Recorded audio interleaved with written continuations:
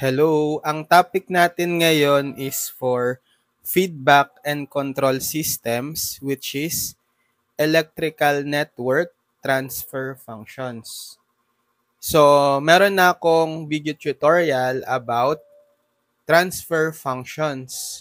So, kung hindi pa napapanood yon, ililink ko na lang sa description para ma-check nyo muna para at least meron na kayong idea about transfer function. So ngayon, maghahanap tayo ng transfer function for electrical network.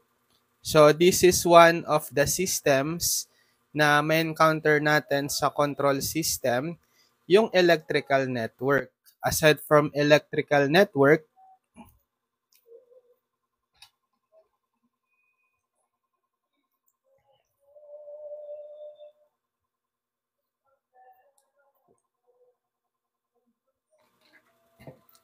meron din tayong mechanical system, tsaka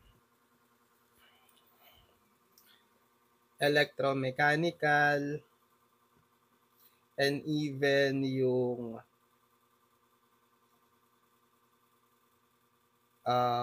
anong tawag dito? Rotational. So sa mechanical, meron tayong translational mechanical system, tsaka rotational mechanical system. Tapos pwede nyo yung i-incorporate sa electrical system.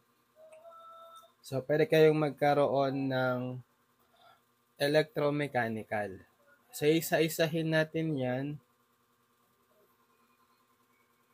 Simulan natin sa electrical network system. So, yung mga natutunan nyo sa subjects nyo before, like sa circuits, right? Sa mga ECE, EE, i-apply lang din natin dito. Okay? Yung mga mesh analysis, nodal analysis, tapos kahit yung mga simple voltage divider, current divider, Ohm's law. So mahalaga, nare-recall nyo yung mga natutunan nyo sa circuits. Okay? So meron akong video tutorials about circuits 1, circuits 2, kung gusto nyo panoorin, para at least ma-recall nyo yung mga electrical network analysis techniques. So, gagamitin ulit natin yan dito. Pero as a review, okay, ito yung sabi, equivalent circuits for the electrical networks that we work with first consist of three passive linear components, resistors, capacitors, and inductors. Yes. So, table below summarizes the components and the relationships between voltage and current and between voltage and charge under zero initial condition. So kung matatandaan nyo, ito yung mga relationship ng voltage to current, current to voltage, voltage to charge for passive elements. So we have the capacitor, the resistor, and the inductor. So tandaan nyo lang to. Tapos mamaya gagamitin natin to, yung impedance sa admittance formula to simplify the computation. Okay? So, mahalaga rin pala dito yung Laplace transform. So, para ma-illustrate kung paano maghanap ng transfer function for electrical network, let's solve some example. So, sige, basahin muna natin to. We now combine electrical components into circuits, decide on the input and output, and find the transfer function. So, kung meron tayong circuit, mag-assign tayo doon sa electrical circuit ng ating input, usually the source voltage or the source current, and mag-assign din tayo ng output. Particularly, pwedeng voltage or current sa isang element doon sa circuit. Okay? Then our guiding principles are Kirchhoff's laws. So dalawa yung Kirchhoff's laws, KCL, Kirchhoff's current law, and KVL, Kirchhoff's voltage law. For KVL, we sum voltages around loops, or for KCL, we sum currents at nodes, depending on which techniques involves the least effort in algebraic manipulation, and then equate the result to zero. From this relationship, we can write the differential equations for the circuit. Then we can take the Laplace transform of the differential equations and finally solve for the transfer function. So, yun yung ginawa natin doon sa video ko sa transfer function, di ba? Meron tayong differential equation. Kinuha natin yung Laplace transform ng both sides. And then, hinanap natin yung transfer function. So, yung transfer function, doon sa video natin doon, we denote by G of S equal to C of S over R of S, where C of S is the output and R of S is the input. So, ganun din yung gagawin natin ngayon sa circuit. Okay? Mag-a-assign tayo ng output tsaka input. So, padadaliin din natin yung pag-solve ng transfer function sa circuit, gagamit tayo ng Laplace transform. Kasi, palagi naman yan kapag bumubuo tayo ng equation sa circuits, mga DE yan. Okay? Diba? Puro mga derivatives yung relationship, particularly kapag meron ka ng capacitor tsaka inductor.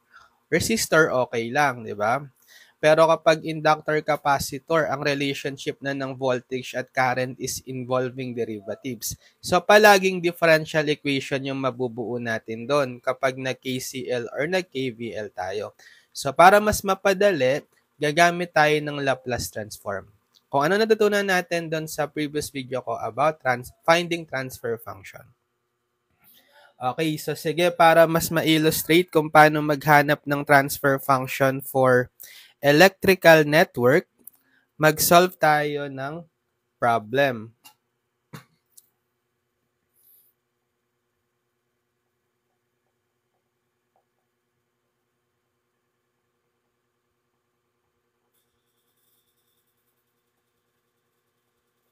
So, sulat muna natin.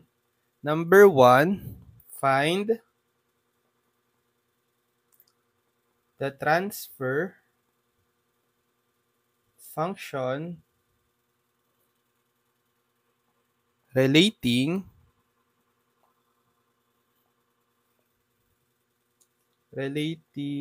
the capacitor voltage V sub C of S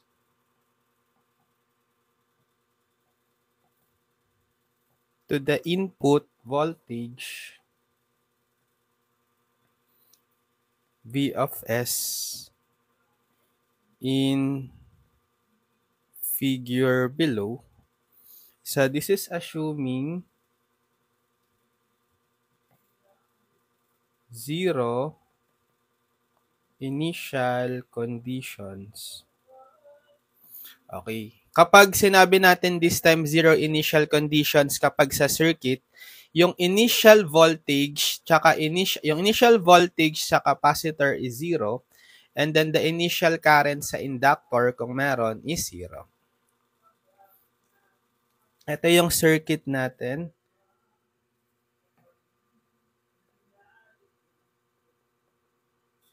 So ano lang to, series RLC.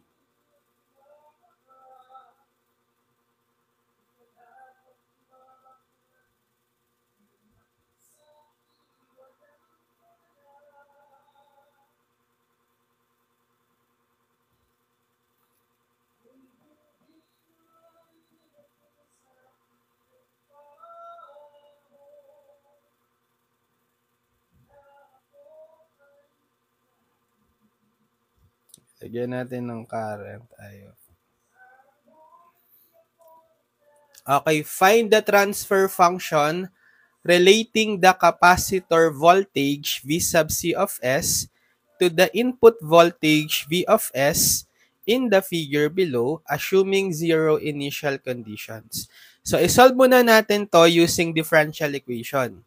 So, dahil meron tayong isang loop, meron lang tayong mga series elements, series R, RLC, connected across a voltage source V of t, mag-KVL lang tayo. So, KVL at the loop, okay, ito yung direction ng loop, pa-clockwise. So, ibig sabihin, recall, summation of voltage is equal to 0. Okay? So, ang ating sign convention, kung saan pumasok na polarity yung voltage sa yung ating tawag dito, loop, as we move around the loop, kasi clockwise tayo, yun yung gagamitin nating sign, di ba? So, dito we have negative, positive. Then, kapag mga passive element, tapos yung direction nung loop or nung current is pa-clockwise, dapat palagi papasok sa positive polarity ng voltage across them. So, lalagyan natin to ng plus VL, plus minus VL sa resistor. Yung VL is yung voltage across the inductor. Then, plus minus VR, voltage across the resistor. And then, ito yung plus minus V sub C of t. Okay, so pwede nyo rin naman lagyan to ng function of time kung gusto nyo. V sub L of t and then V sub R of t. So sum up natin. So dito muna sa V of t, so dahil clockwise nga tayo, papasok sa negative polarity. We will use negative sign, negative V of t. Then for the voltage across the inductor, papasok sa positive. We have positive V sub L of t. For the voltage across the resistor, papasok din sa positive. We'll have positive V sub R of t. And then for the voltage across the capacitor, pasok sa positive, we'll have positive V sub C of t. And then everything is already considered in the loop. We can now equate to 0. Okay, so let's transpose this negative V of t to the right side. So we will have V sub L of t plus V sub R of t plus V sub C of t equals V of t. So gamitin ngayon natin yung list of formula dito. Okay? Pwede nating i-represent in terms of current. Etong mga voltages. Okay? Ano yung formula natin for V sub L of t? In terms of the current. Diba? LdI over dt. So, bale yung inassign kong current flowing sa series RLC is I of t. So, lahat ng current na dadaloy sa bawat element sa RLC is iisa lang, I of t, kasi nakaseries sila. So, for the voltage, V sub L of t, that's equal to LdI of t over dt. Then, for V sub R of t, Ohm's law lang yan, di ba? Ano yung voltage across the resistor in terms of the current and resistance? R times I of t. Okay, so plus I, or unahin natin yung R, times I of t. Plus, so V sub C of t naman, in terms of the current, eto.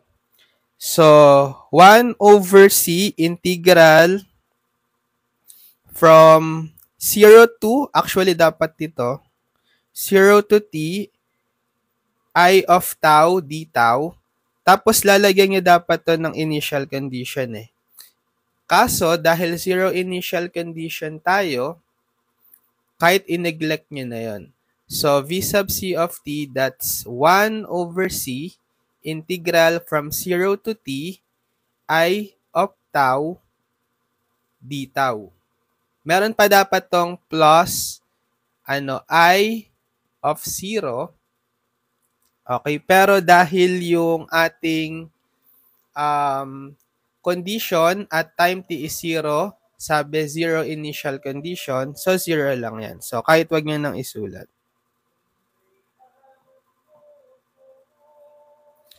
And then, equal to, ito, v of t, copy nyo lang. So, kung gusto nyo, alis kasi naging integro differential equation. Right? Integro differential kasi may derivatives tsaka integral. So, kung gusto natin gawing simple, single, differential equation, alisin natin yung integral. What if i-represent natin in terms of the charge Q? Yun yung charge sa capacitor. Or gusto nyo, kuhain nyo yung derivative of both sides.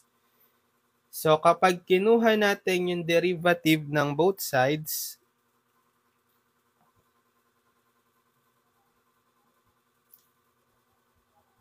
with respect to time, para mawala yung integral, kasi integro differential yan eh. So, derivative ng L di of t over dt. So, yung L, constant lang yan, di ba? Then, times the derivative ng I of t. So, first derivative na siya, kukuhain mo pa yung derivative uli with respect to time. Magiging second derivative. Right?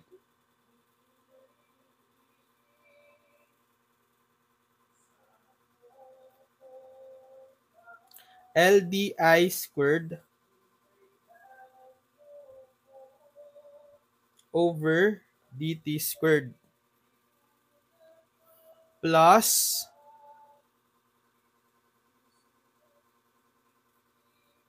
then dito naman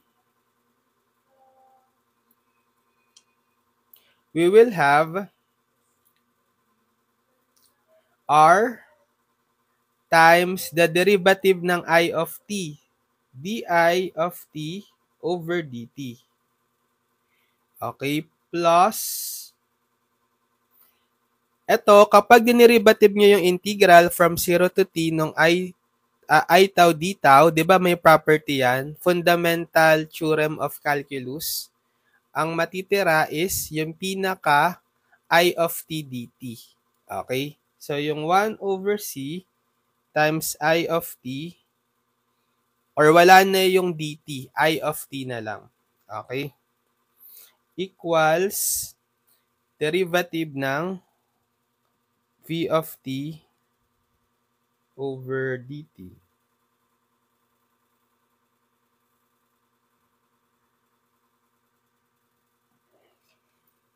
Kaso, 'di ba ang ating v of t is sige, hindi natin 'to i-consider as constant. Okay, derivative na lang ng v of t over dt. So, pwede siyang ganyan kung gusto nyo. Okay, so nawala yung ating integral. Okay, naging simple differential equation na lang siya. 'Di ba? Pero naging siya, naging second order differential equation kasi yung highest derivative is 2. Or kung gusto nyo nga, pwede rin nating i-represent in terms of charge. Okay? So, in terms of charge,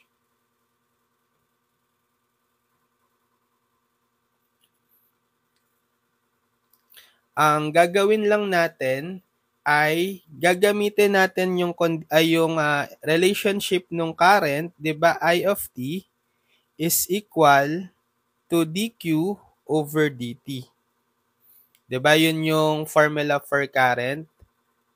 Rate of change of the charge with respect to time. So, using this differential equation,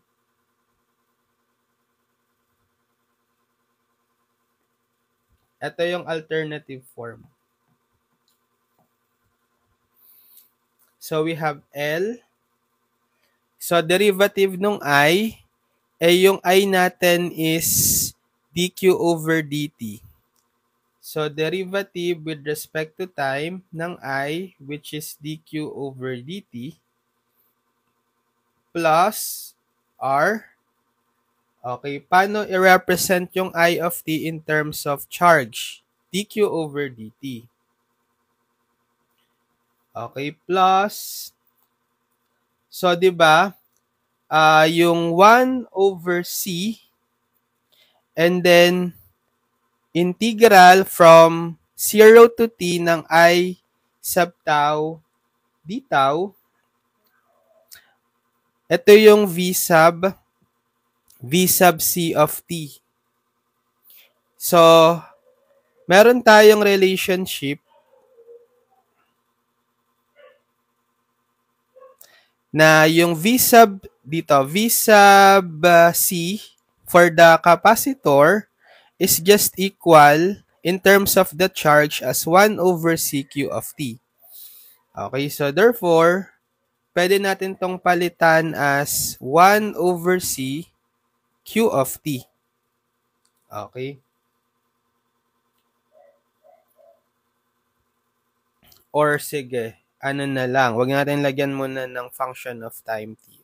Automatic naman yan. 1 over c over q equals v of t. So, magiging L. So, first derivative ng dq over dt, derivative na siya, di-derivative mo pa, magiging second derivative. Okay? Ld squared q over dt squared. Okay?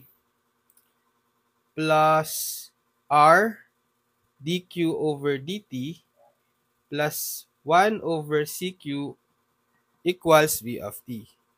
So, another representation nung dE. Magiging second order naman siya in terms of charge Q. Okay, pero mas maganda kung i-represent natin in terms of voltage. Kasi, ang pinapahanap na transfer function ay ratio ng V sub C of S to V sub S. So, maganda yung ating dependent variable sa DE is in terms of the voltage. Okay. So, paano natin yon gagawin? 'Di ba? Yung Q of t is equal to C V sub C of t. Okay, base pa rin dito sa formula na to. Okay, i-cross multiply nyo lang dito si C. Bale, Q of t is C V of t. Or Q of t is C V sub C of t. So, substitute nyo dito, bale L, second derivative daw ng Q, which is C V sub C of t, plus R, derivative ng Q, which is C V sub C of t, plus 1 over CQ. Ito okay na to. Or actually, gagawin pala natin kasi kailangan voltage, no? Balik ko sa V sub C of t, then equals V of t. So, i-second derivative nyo tong C V sub C of t. Yung C constant, so lalabas lang siya. Magiging LC times second derivative ng V sub C of t or D squared V sub C of t over dt squared. Plus derivative ng CV sub C of t. So, yung C constant ulit, labas nyo ng derivative. So, magiging RC times derivative ng V sub C of t with respect to time. Plus V sub C of t equals V of t. So, ito yung isang form ulit ng DE. Which is, ito yung mas ideal gamitin kasi Ang kailangan nga natin is yung transfer function, ratio ng v sub c of t or v sub c of s to the input v of s, right? So, para ma-solve ito, gamitin natin yung Laplace transform. So, get the Laplace transform of both sides. So, kukuhain nyo yung Laplace transform ng left side. Copy ko na lang.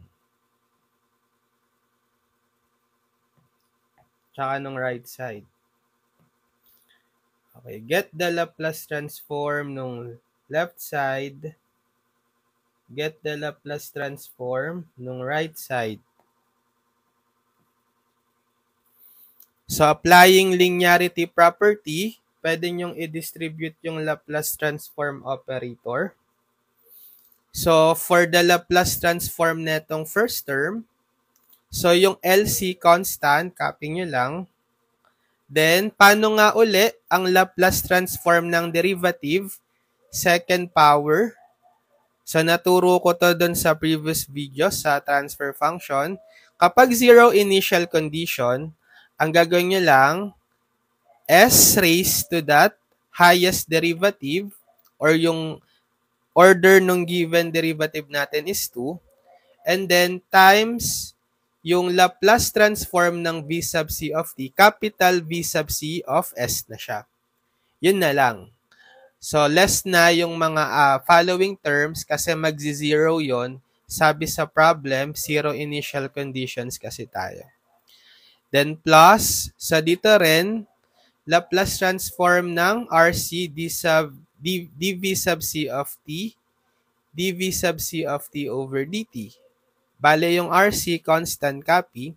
Laplace transform of derivative ulit. This time, first derivative. So, meron tayong s to the first and then times the inverse, the Laplace transform ng v sub c of t, v sub c of s. Okay? Then plus the Laplace transform ng v sub c of t. So, wala na yan derivative. Automatic, v sub c of s agad ang Laplace transform niya. Then equal to the Laplace transform ng v sub c of t. So, gagawin nyo lang capital V of s. Laplace transform ng v of t. Yan. So, pwede nyo ngayong i-factor out si v sub c of s. Right? Factor out si v sub c of s. Tapos, dito sa bracket, i-add nyo yung coefficients. Ito may 1. So, LCS squared plus RCS to the first, or sige, RCS na lang. Then, plus 1 equal V of S. So, di ba ang hinahanap is the ratio ng V sub C of S over V of S. Ito yung transfer function.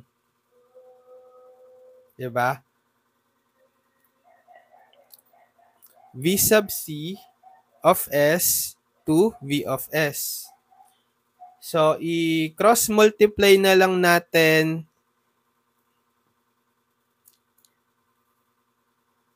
si V of S dito sa denominator.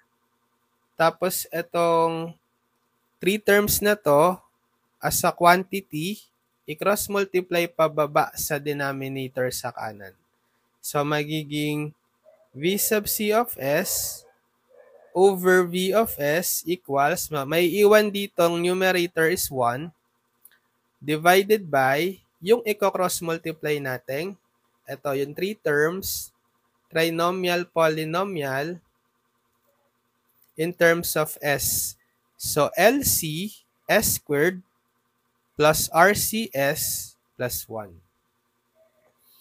So, yan yung transfer function. Or kung gusto nyo, pag inalis nyo yung coefficient ng S squared, yung LC, So, pwede naman to or another form lang.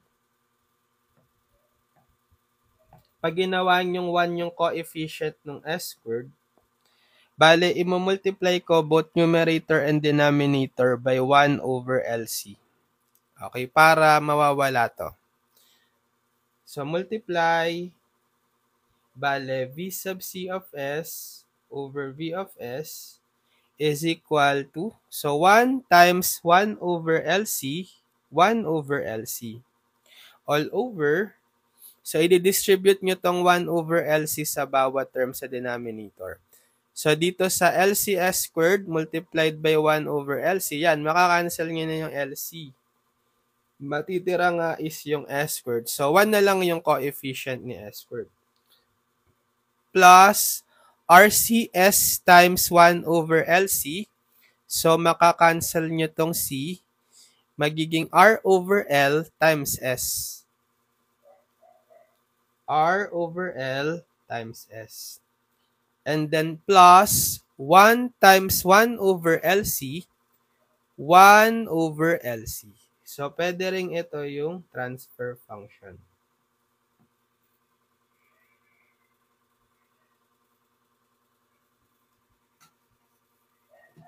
Kapag dinrawing natin yung block diagram, ganito siya.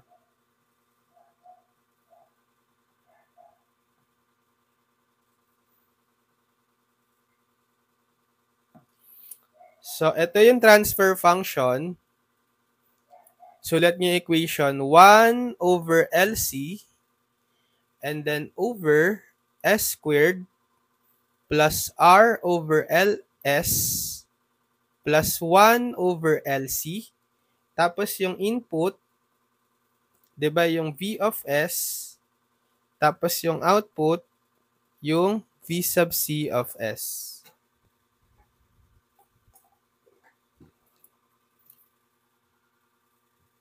Okay, ngayon, para mas mapadali pa yung ating pagsosolve ng transfer function, kasi medyo complicated kapag nag-DDE tayo, di ba?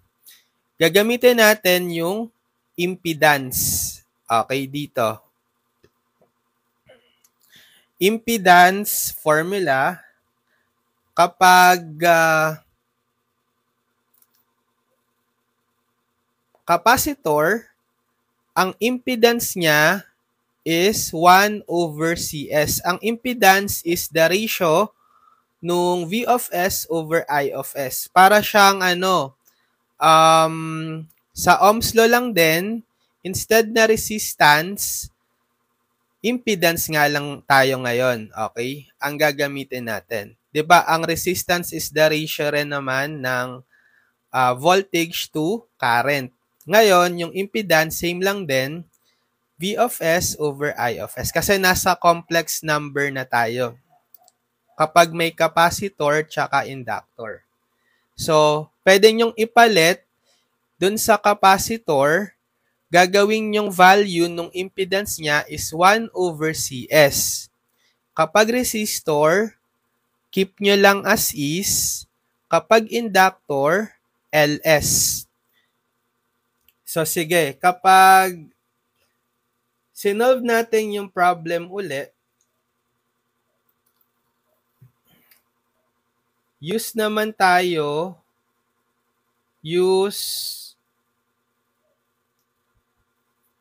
using the impedance of the elements, resolve problem 1. So, same circuit. Hanapin pa rin natin yung transfer function V sub C of S over V of S. Okay, hanapin pa rin natin yung V sub C of S over V of S. So, ang gagawin ko,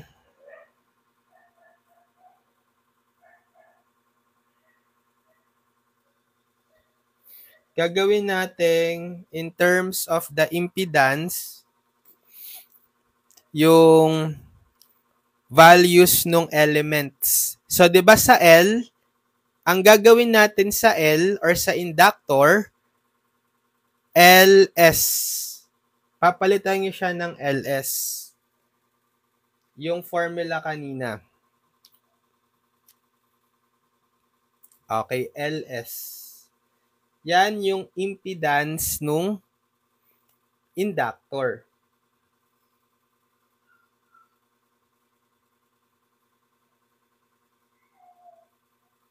Kapag resistor, okay, wag yung babaguhin. As is lang siya. Kapag capacitor, 1 over CS. So, kung ano yung capacitance, gagawin nyo lang 1 over that capacitance times S. So, magiging 1 over CS. Tapos, yung voltage source natin, gagawin yung S-domain. Parang ilalaplace transform nyo na rin, 'di ba, magiging V of S. Tapos, yung V sub C of T, gagawin nyo ring S-domain, ilalaplace transform nyo, magiging V sub C of S. Capital V, pareho. Yan. So, pwede na tayo ngayong KVL na lang ulit tayo, di ba? So, meron na tayong dadaloy na current kanina, di ba, I of T. Pero dahil naka-S domain, dapat pati yung current gagawin yung I of S. So, mag-KVL at the loop. So, summation of voltage is 0. Okay. So, ganun ulit. Plus, minus, plus, minus, plus, minus. So, ito yung V sub L of S, V sub R of S, and then V sub C of S. So, kung saan uli pumasok na polarity, so sa V of S, papasok sa negative kasi clockwise. So, negative V of S. Sa voltage across the inductor, papasok sa positive. So, positive V sub L of S. Then, sa resistor, papasok sa positive, we have positive V sub R of S. And then sa capacitor, sa positive, papasok, we have positive V sub C of S. Then equal to 0. Transpose natin si negative V of S sa kanan, magiging V sub L of S plus V sub R of S plus V sub C of S equals V of S. So, by Ohm's law, pwede na nating ma-represent yung V sub L of S. Diba ang Ohm's law? Ano yung Ohm's law? V of S is equal to Z of S times I of S. Impedance times the current.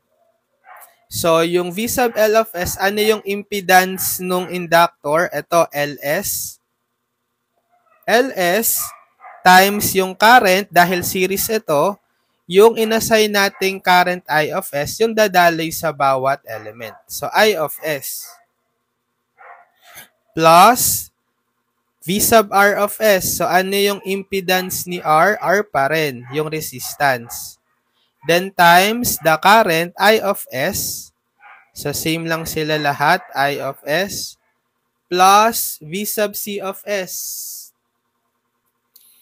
Impedance, 1 over CS for capacitor, then times the current I of S. So, 1 over CS times I of S.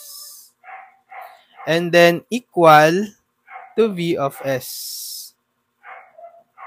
So, pwede nyo ngayong i-factor out si I of S. Tapos, i-add nyo yung mga coefficients. So, we have LS plus R plus 1 over CS. And then equal to V of S. So, di ba, ang kailangan natin is V sub C of S over V of S. Pero yung meron tayong parameter dito is yung current I of S. Paano natin marerelate yung I of S sa V sub C of S? Diba by Ohm's law, but V sub C of S is equal to 1 over CS I of S. Diba kanina? So, etong I of S, i-represent natin as V sub C of S. I-cross-multiply nyo to. Si CS. Bale, CS times V sub C of S is equal to I of S. So, i-substitute nyo ngayon in terms of I of S is CS times V sub C of S para makuha natin to. So, copy ko to.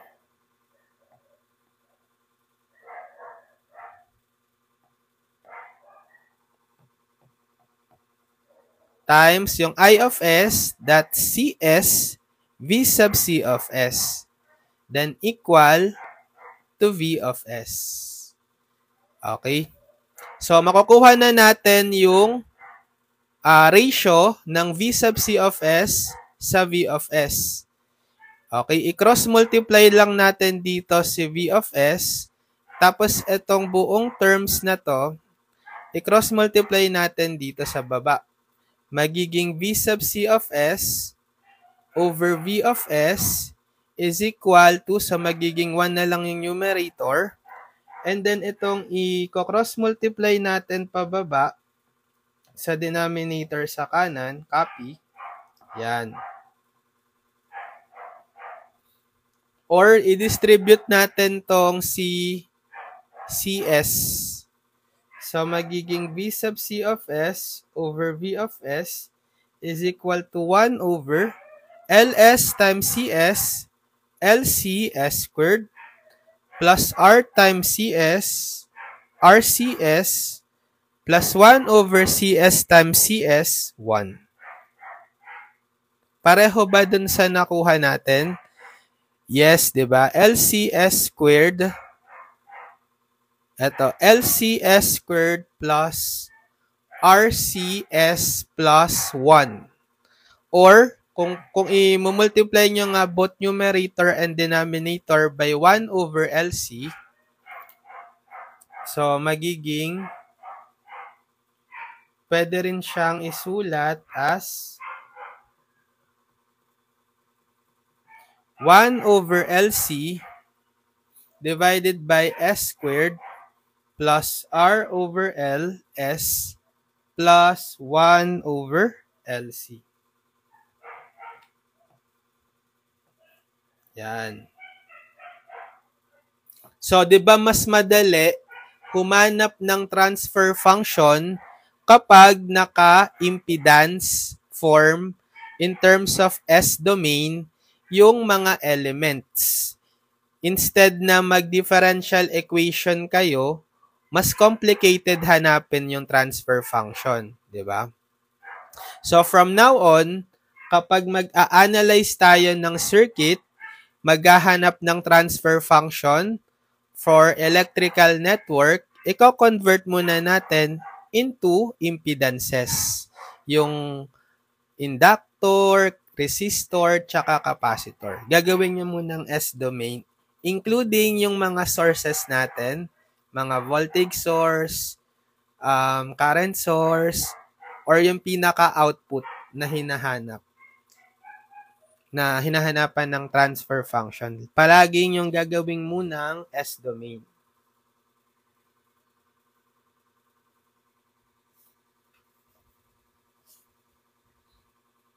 So, meron pang another method. Kung gusto nyo, another method, use voltage divider in the same problem 1. to find V sub C of S over V of S. Bakit pwedeng gamitan ng voltage divider? Kasi naka-series. 'Di ba series lang? Pinakamadali 'yon, yung voltage divider. So, from now on, kahit anong electrical network analysis ang gamitin nyo, okay lang, as long as mahanap nyo yung transfer function. So, di ba, ang hinahanap natin is yung ratio ng V sub C of S to V of S. So, by voltage divider or VDR for short, bale, yung voltage across the capacitor, V sub C of S is equal to what? So, mga naka-impedance naman na kasi ito, so pwede nyo gamitin yung voltage divider. Yung impedance nung pinakahinahanapan natin ng V sub C of S, the capacitor, ano yun? 1 over CS, right? Then over the sum nung mga impedances kasi naka-series. So, LS plus R plus 1 over CS. And then times the input voltage, which is V of S. So, diba ito yung voltage divider sa circuits? Circuits 1, circuits 2. So, same lang din dito. Tapos, cross-multiply nyo na lang tong V of S sa denominator para makuha nyo na yung ratio, transfer function V sub C of S over V of S. So, magiging V sub C of S, cross-multiply si V of S sa baba, over V of S. Then equal, so 1 over CS over LS plus R plus 1 over CS. So, isa rin itong form ng transfer function. Okay.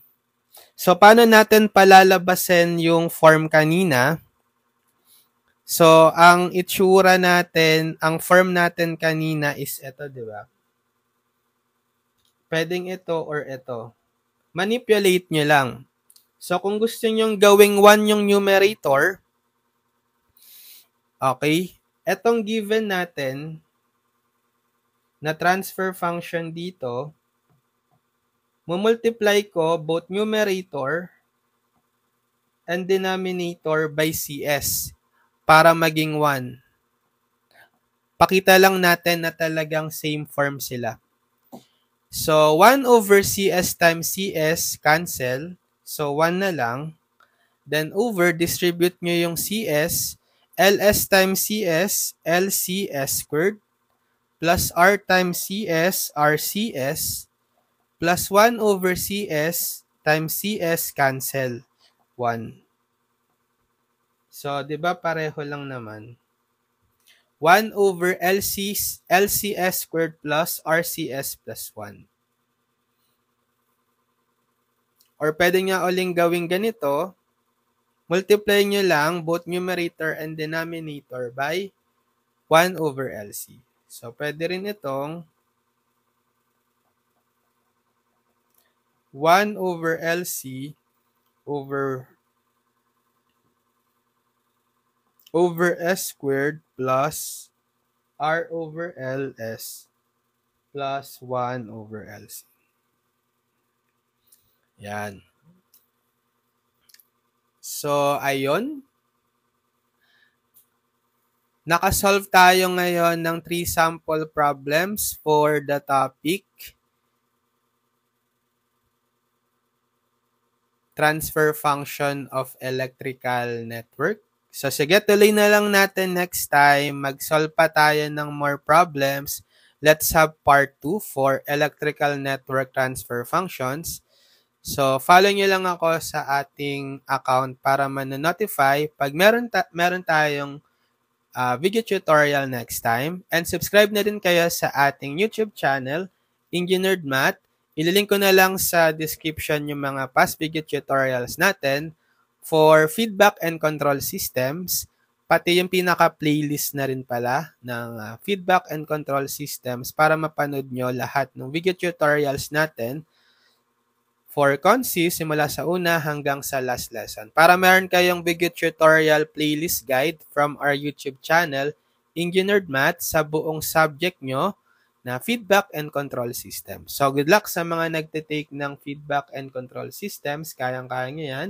Aral lang lagi mabuti and mag-practice mag-solve ng maraming problems and panoorin nyo lang yung mga video tutorials ko.